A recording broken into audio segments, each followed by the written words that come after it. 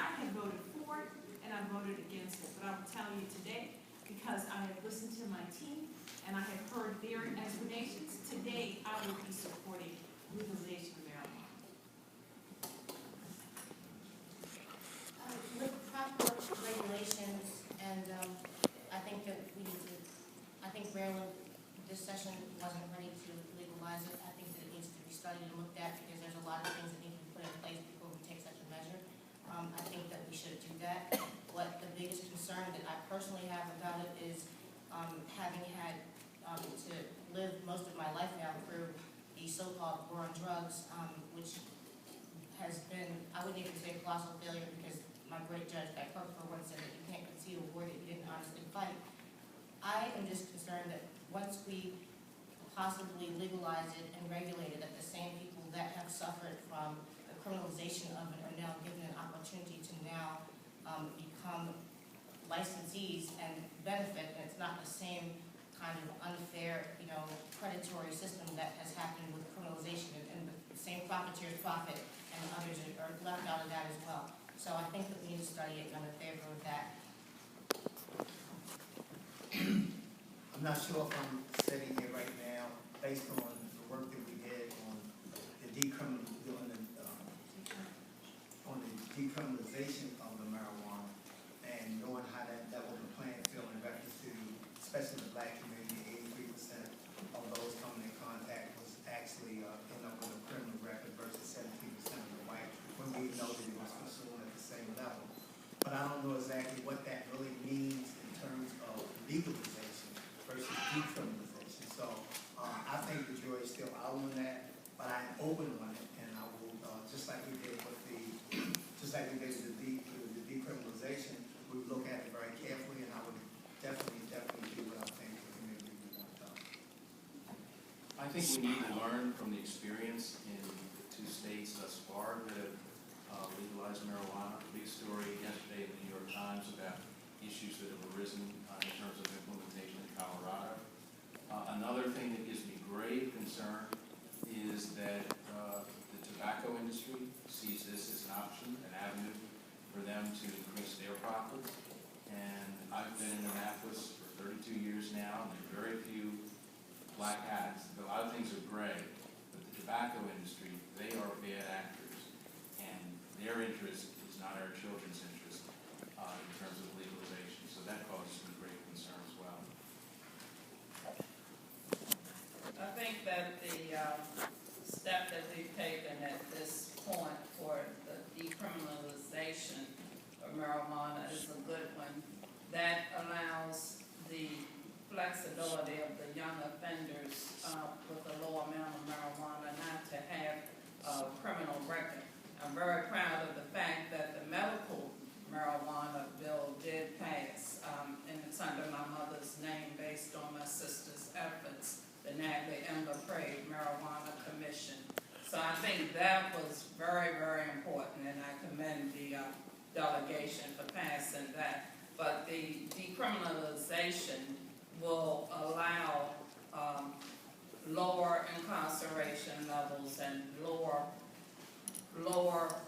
amounts of time that's charged to the offender, that in effect eliminates their choices of being able to seek full employment because they have to check the box, which is still in place in some areas.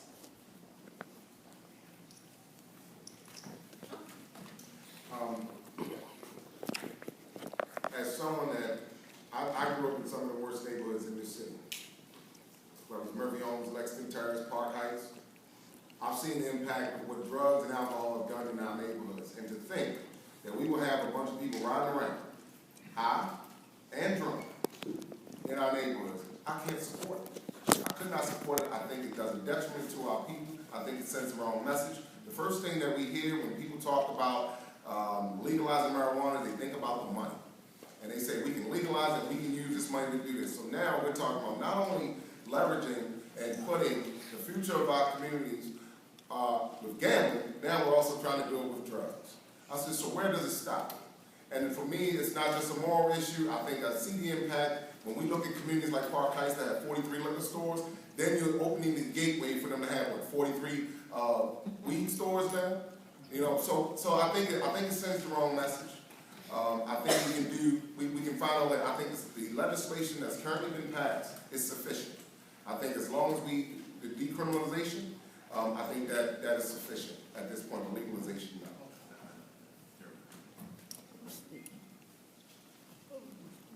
We're finished with that one, and I think Ms. Carter, are you next? You first now? Yes. Yeah, okay. You're okay. Well, then, yes, Ms. Carter, you're first. There are individuals running for statewide office in Maryland who have suggested that the state sales tax and the state income tax could be abolished. What is your thought on how we can maintain services were that to happen, or should that happen? And the same question for corporation taxes. Is there something you could do or would support in Annapolis relating to corporate taxes?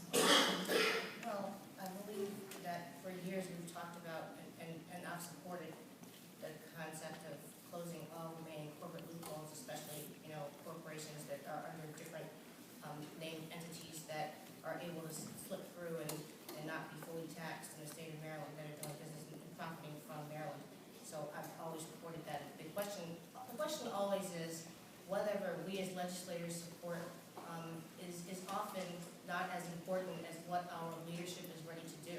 And that is very serious. It's not, skating on the issue, but if the leadership isn't ready to pass that, frankly, it's not going to happen. So it's about all of you and all of the people putting that pressure on leadership, because that's how the big ticket items get done. I don't know that that's something that we're prepared to do, but I think that certainly we talked about some things earlier about cutting some government waste, some of those things that we could do. Stop not letting developers get away with these huge benefits and tax incentives and credits, where people are stuck with the highest burdens, and so I would support those initiatives. As I was saying most of all night, that I'm definitely against the corporate taxes, and I think if we look at the nonprofits as well, do I think that we can survive without having the state income tax, sales tax? The people who propose those cuts never tell you what the income of the tax cuts, never tell you what programs are going to be cut. I very proudly, my first 20 years in Annapolis, served on the Appropriations Committee. My first subcommittee chairman was Pete Rawlings.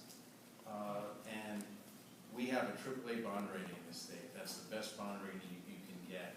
That means we're a fiscally sound state. We don't borrow for our operating expenses. We invest in the future. We have the public school system that we have throughout the state, which needs improvement. We need to address inequality, but it's the best system in the state. We have a public higher education system that is very highly regarded. We have a transportation system that is essential to business, and we needed to increase funding for that to maintain it as a 21st century transportation system. Taxes are the price we pay for civilization. A member of the Supreme Court once said, Justice Holmes. That is true today as it was 100 years ago when he said that. Government at the same time needs to be run well and needs to be run efficiently. I chaired the Joint Audit Committee. We looked into issues just like that.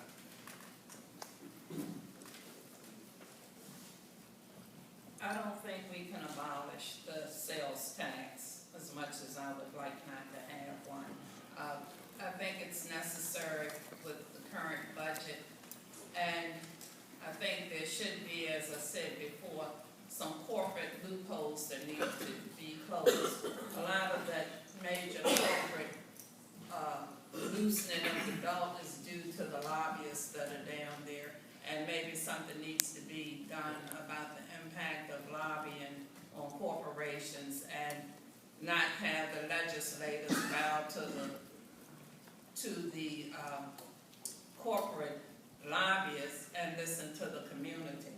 Also, regarding the fact that you have to bow to leadership as a delegate, I think if that's the issue and the problem, then you need to let the community know why you can't support what they want or why you have to support what leadership wants, and just keep an open line of communication. Like I said, nobody knows why things are being done the way they are, and I think that's a negative. Well, Which is how it is. I don't believe you can abolish, and I'm almost sure you can't abolish the sales tax and income tax in the state. What you can do is you can reduce the taxes. You can reduce the burden. You can reduce quote tax rates that will create jobs. You can do those types of things. Eliminating the sales tax, it'll never happen.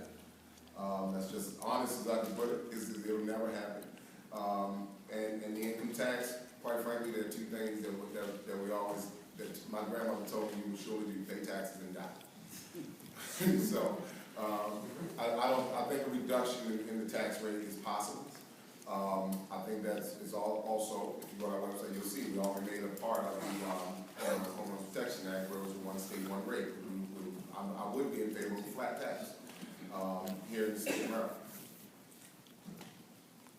I think part of it is you're not going to eliminate sales tax unless you have figured out a way that you can offset the loss of the revenues. You can't do that by not having the sales tax. But the question is, what else can you do?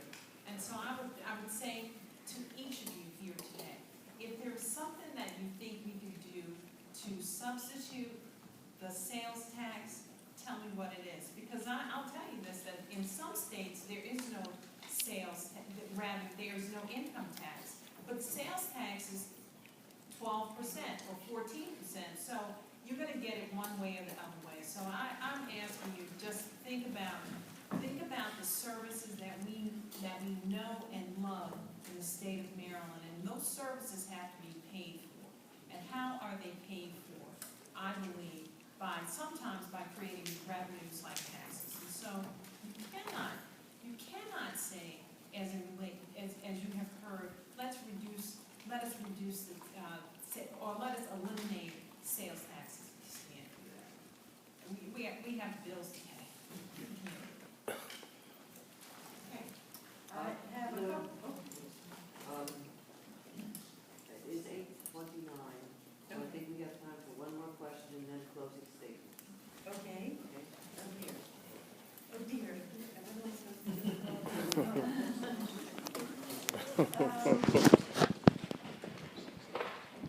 Well, let's see. I'm sorry. I have a question about ban the box. And the question actually states that the National Association of Criminal Defense Lawyers has crafted legislation that would return all rights to formerly convicted felons, not just voting rights, but all of the shielding and the ban the box. And how do you feel about that issue? I think banning the box in reference to checking off whether or not the person had to have a record and stuff like that in the initial interview is not feasible. I think that should be banned.